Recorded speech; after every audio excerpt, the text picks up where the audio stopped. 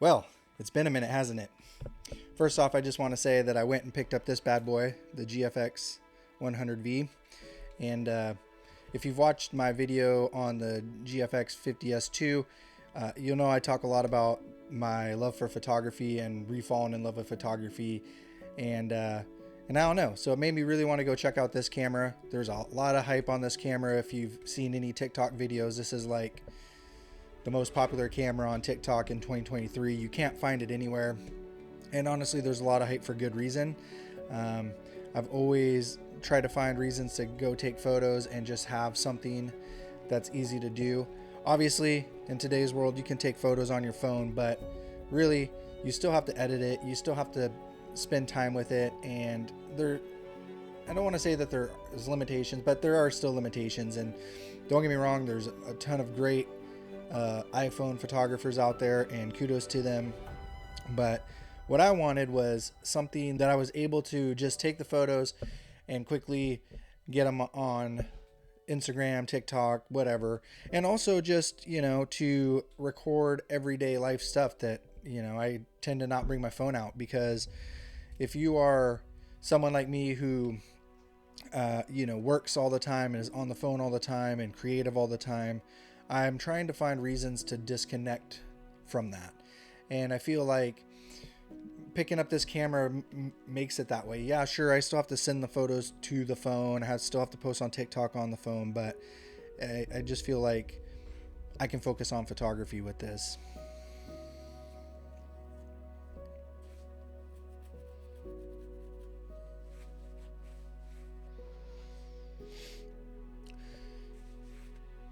Now, as someone who takes photos, a lot, does work with photography all the time, I'm always trying to find gear that I actually use and gear that I want to use. If you do follow the X100v, you'll know that it's really hard to get. It's sold out practically everywhere.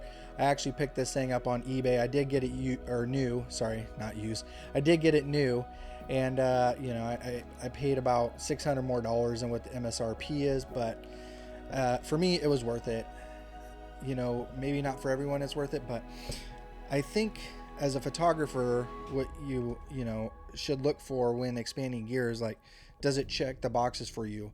I already have the Canon R5, which I'm filming with, which is an amazing hybrid camera. I got the GFX 50S2. I got film photography cameras, but if you're into film photography, it's not very easy to it's not that it's easy to process. It's that it's gotten expensive to process. I mean, it has continued to get more expensive to process. I think I'm about $20 a roll with the company I use, and then it's like $12 to send it down. I've been sitting on 5 rolls. I just sent them down. It was about $114. For someone like me who sometimes finds it hard to get motivation and hard to go out and set up all the gear and do everything, because I live in a rainforest, it rains a lot. It's just, sometimes I just feel unmotivated. Like, this camera has been really nice because, I can capture moments with the kids, I can capture moments with the wife, all the things I can do on a phone, obviously. But if you know anything about Fuji, the recipes are great. I think I've gotten all 7 pretty much filled. I just picked a bunch off Fuji Film Weekly, and just spent the time loading the recipes in. I also shoot JPEG and RAW, so I can still edit the photos if I want. If you've been in the game long enough, you know that most people have become cynical APS-C sensors. You go to full frame and then medium format or large format film or whatever. You'll know that APS-C just has kind of, like, a lot of people shunned off. But I think Fuji did a really good job with this camera, implementing the sensor. For a 26 megapixel sensor, the raw files come out about 50 megabytes, so almost double of what they're saying.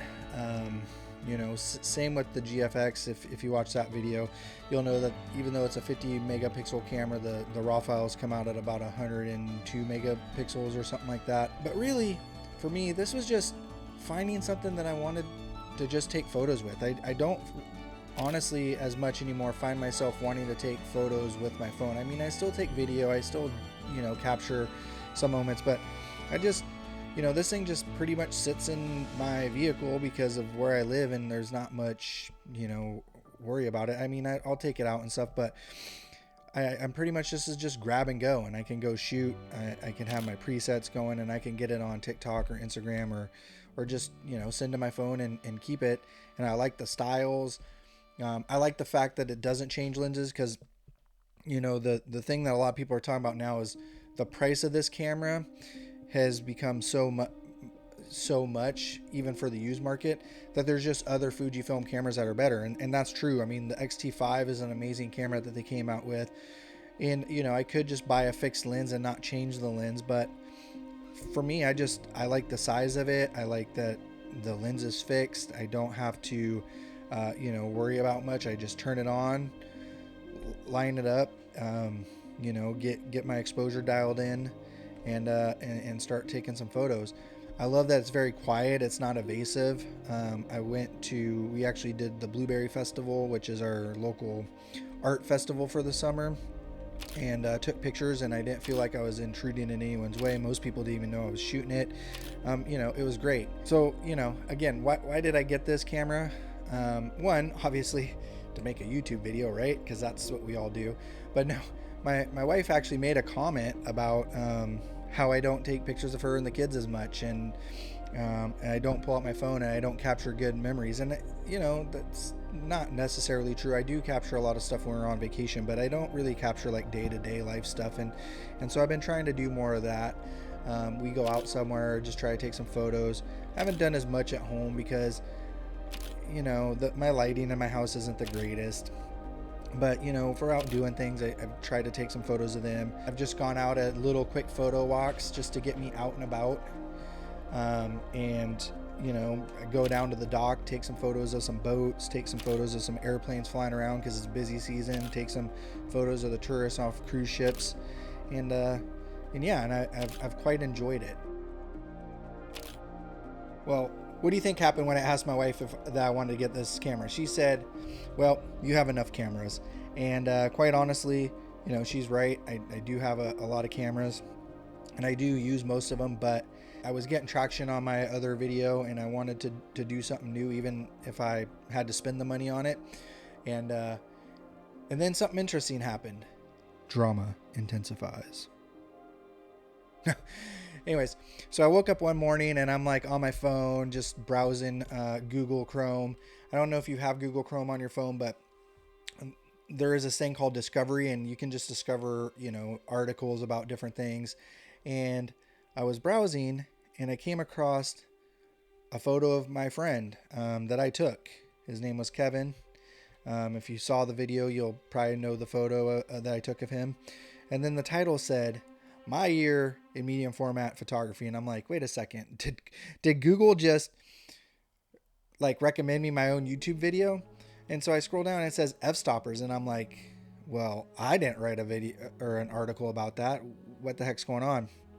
I open up the article, and it's a nice little short article from a guy who does medium format, and he talked about my video, talked about the company, not really about the company, but just about my journey and how authentic it felt about my journey into medium format was, what my thoughts on the camera were, and he seemed to enjoy the video and wanted to share the video.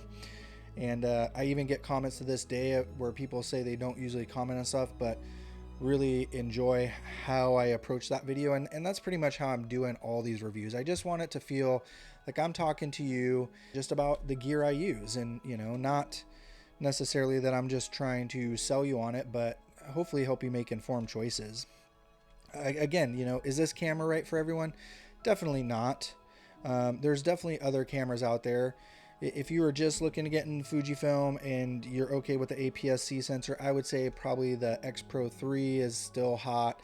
The XH2, which doesn't have the, you know, kind of vintage look that the Fuji, the X100v series and the X-T5 does, but an amazing video camera, does 8K. The X-T5 does 8K. Not too sure. I mean, you can find all sorts of videos on there. I'm not too sure how the video quality is, because even the Canon shoots 8K and at mirrorless full frame. The X-T5 is a APS-C sensor. For me, I think it just came down to I wanted to do something that I could talk about, obviously. I mean, I wanted to find ways to make content. I have been personally struggling to do new vlogs because we've been so busy. And yeah, so I thought getting something that I could go photograph with that I could enjoy, which I do enjoy. I've shot almost every day that I can. And we're about to go up on a trip to Anchorage. It's my first time to Anchorage, and I plan on taking this with. I'm going to take most of my gear, I think, to go, because I've not been up in the interior of Alaska, and I'm excited to fly the drone. I'm excited to do some footage. We are actually going out kayaking and into a glacier, taking a train both there and back, so I will have lots of time to take photos with this thing and some of my other cameras. What I've really just enjoyed is that I can just, you know, point, shoot, and you know, the photos may not be the greatest. I'm not trying to you know, go street style photography. I'm just trying to capture little moments. And if you watch any of my videos, you know how important capturing those moments in time are to me. And whether, you know, I'm setting up a full shoot, I'm doing portraits or doing landscape, and you know, I think this thing just allows me to be not intrusive, not with a big camera, not in somebody's face, and just capture those moments. And whether it's of the kids or you know, events, or just, you know, going for a photo walk. This makes it light and easy. I'm excited to take it up to Anchorage. I'm excited to play with it more and show more photos on my social media accounts. I'm excited to take all my gear. I'm going to definitely do some filming. We're going to the fair, so I'm excited to do some filming. I think the only problem is that when you start bringing all your gear to places, you like take one photo with this, you take one photo with that, and it gets kind of a little bit hectic. So I think while I'm up there, I'm going to try to dedicate certain things to a certain medium I want to do.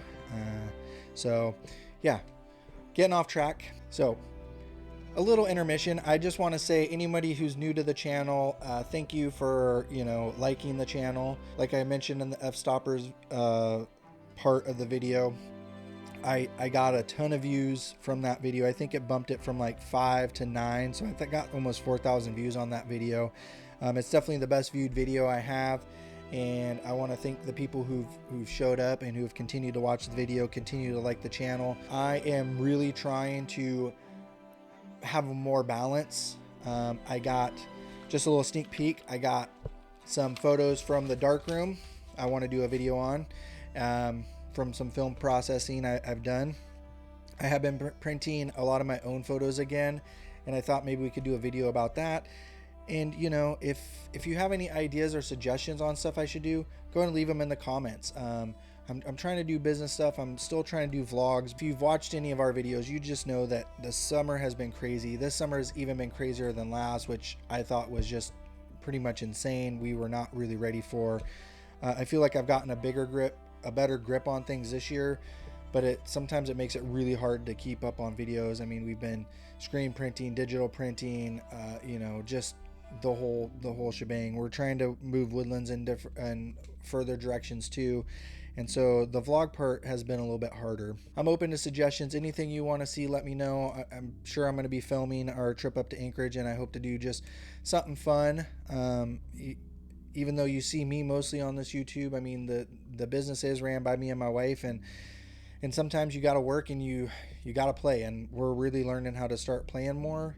And so yeah, so I'm excited to bring you along. Let's get back onto the camera. You know, there's a ton of videos out there that can break down step-by-step guides to this. The things that I love about this camera is that it's easy to turn your shutter speed, easy to turn. You can do the exposure composition. I have found only works for me if I'm shooting in full auto mode. That may be wrong. There may be ways to override it. I haven't gotten into that part yet. I've really only had this camera for about 3 weeks. You can flip up similar to like an old style camera, change your ISO, flip it back down. You can actually go in between your shutter speeds. So like on here you have 125 and 500, or 125, 250, then 500, but you can actually use your dial and scroll and fine tune your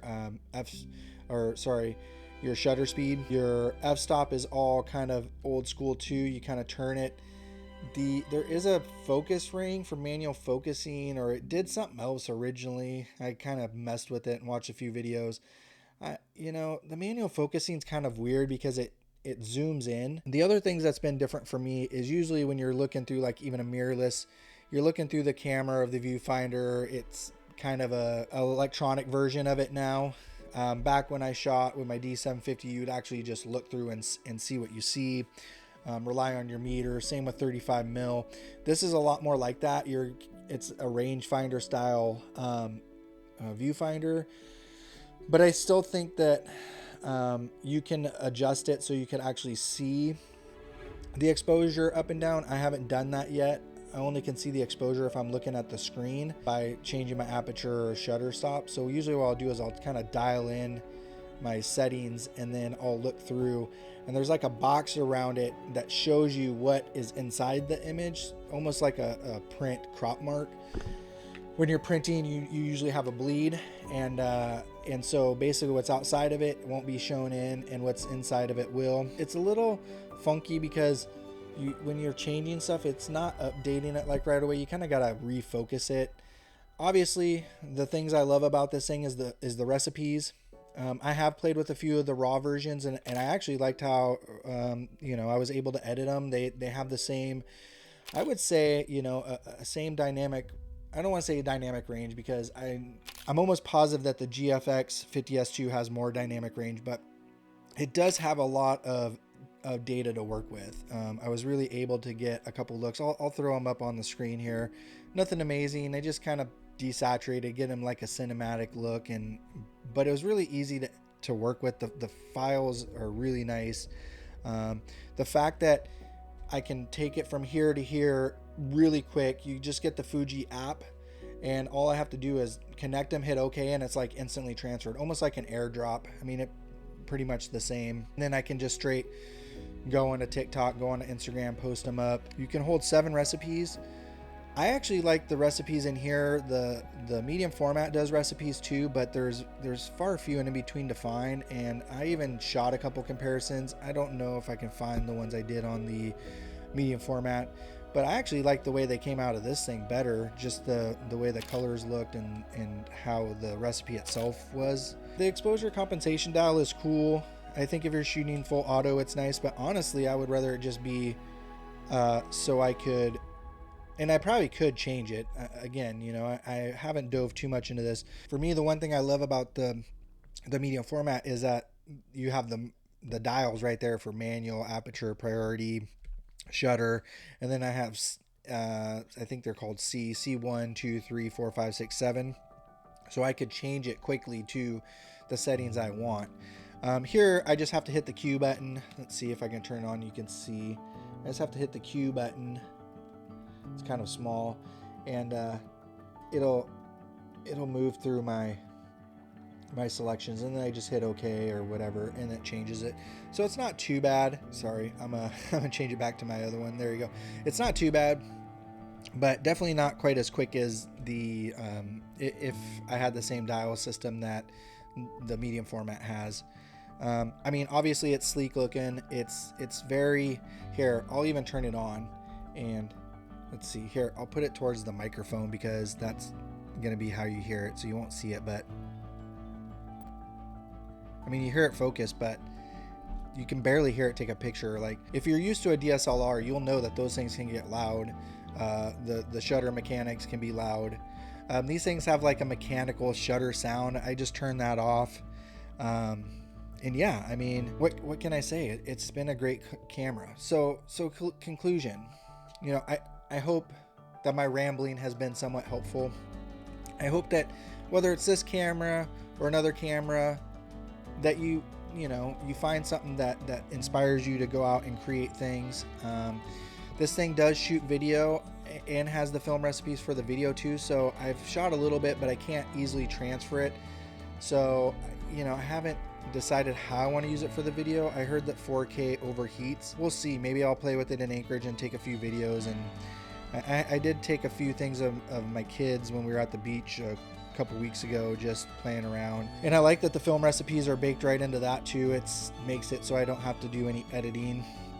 Obviously, again, you have less control over those things. You have less control over your JPEGs, but I mean, the whole reason of this camera is to get stuff up quick, capture moments, and just enjoy it. It's it's a nice little enjoyable camera. Should you buy this in 2023? I would say you know, if you're excited about it and you think it would improve your skills, then yeah, I mean, it's definitely not cheap. I don't know how many new ones you could still find on eBay. I got pretty lucky. I don't know how much over budget you'd want to go. I mean, those are all questions you have to ask. I'm hoping that the photos I've taken and you kind of see some of the recipes and stuff, that, you know, maybe it helps you make an informed decision. I know for myself, I've definitely become a Fuji film fanboy. I definitely would love to pick up another Fujifilm camera in due time. Right now, I've enjoyed shooting with the medium format, so I don't know that I necessarily need it. I'm only using the Canon for filming. The wife has pretty much using it for photography and her filming and stuff too. And yeah, you know, I'm still using my 35mm film camera, so I think it's just a balance.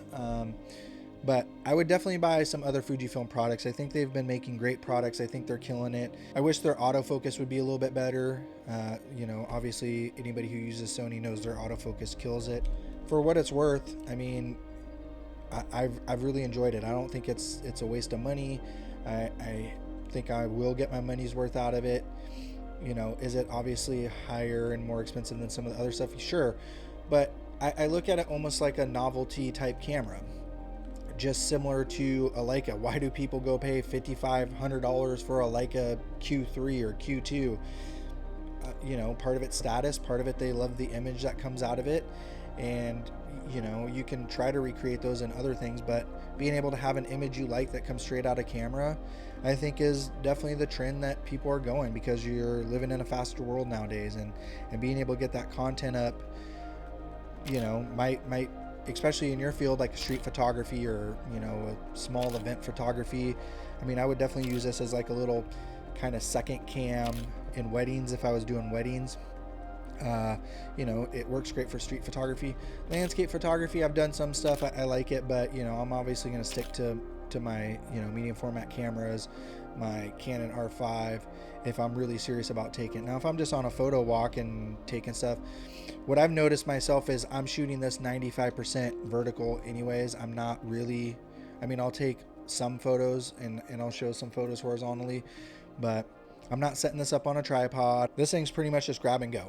So, you know, it's, again, obviously it has uses for it. I would use it for, you know, small little events, little gatherings, capturing moments for yourself personally. You know, it would be a cool little novelty thing for wedding photography if you made a look that you like, which you can do. I mean, you don't need to take a Fujifilm look. You can make it how you want, dial it in, get the colors, move the blues, the reds, however you want it to look.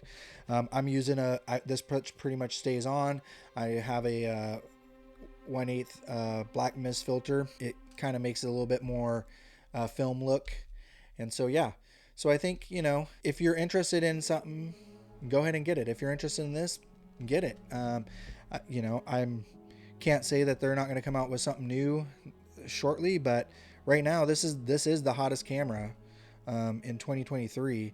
And I think the reason it is just because how easy it is to use. And I think, you know, not just like me, I think there's other people that are probably just tired of snapping photos on their cameras and you know, finding reasons to be creative and finding reasons to capture moments of, you know, their family, their friends, their adventures. And yeah, I think that if those are reasons you're looking for that, this is a perfect camera for you. You know, if you're looking for your first camera that you want to be serious about, I definitely don't think this is for you. And obviously, unless you're like street photography or something that calls for it. I think if you're doing landscapes or real portraits or stuff, obviously get yourself at least, you know, something like a Canon R6 or, you know, a Nikon Z6 or something that's more or a Sony.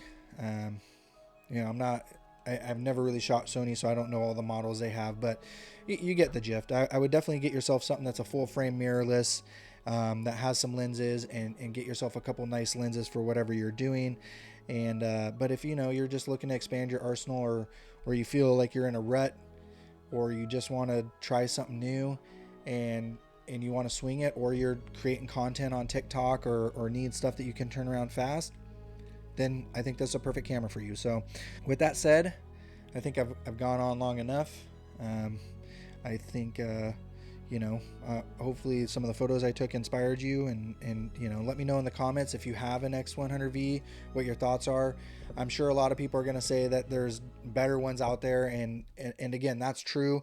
I think a lot of the people I've watched on TikTok who aren't a 100V fanboy, I guess that's what I am, the XT3 is another good one. But for me, and for how I'm looking at it, is figure out what the pros and cons are for you. Figure out, do you need interchangeable lenses? Do you want something that's just easy to grab and go? And for me, I wanted something that I could just take. I don't have to switch lenses on. I don't have to dig through my bag, and and just for everyday little life stuff. And I think this thing's going to stand the test of time. I mean, a lot of people have already had these things for 3 years. I'm hoping I'll have it 3, 4, 5 years. Most of my gear I've had for a long time, and I use the crap out of it until I really feel I need to get something different.